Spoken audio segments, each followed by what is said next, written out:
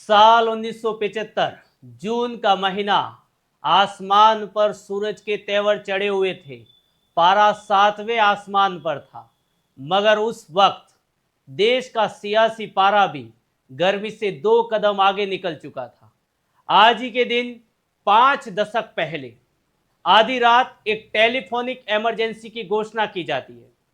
आज ही के दिन 25 जून 1975 को तत्कालीन राष्ट्रपति फखरुद्दीन अली अहमद द्वारा भारत में आंतरिक असंतोष के आधार पर राष्ट्रीय आपातकाल की घोषणा की जाती है।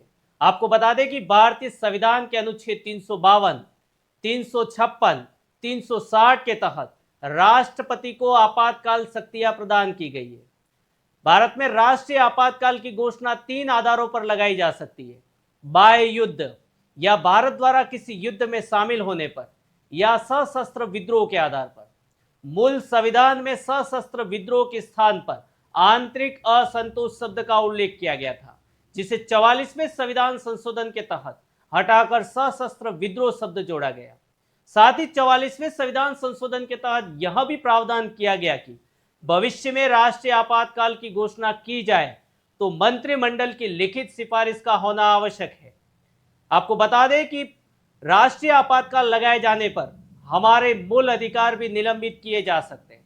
यदि अनुच्छेद 358 के तहत राष्ट्रीय आपातकाल की घोषणा की जाती है तो अनुच्छेद 19, 20 और 21 को छोड़कर सारे मूल अधिकार निलंबित किए जा सकते हैं।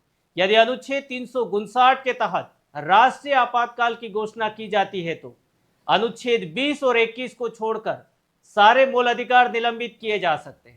यह आंतरिक असंतोष के आधार पर जो राष्ट्रीय आपातकाल लगाया गया था, आज उसके 50 साल पूर्ण हो रहे हैं। यह आपातकाल 21 माह तक चला था। यह 21 मार्च 1977 तक अस्तित्व में रहा था।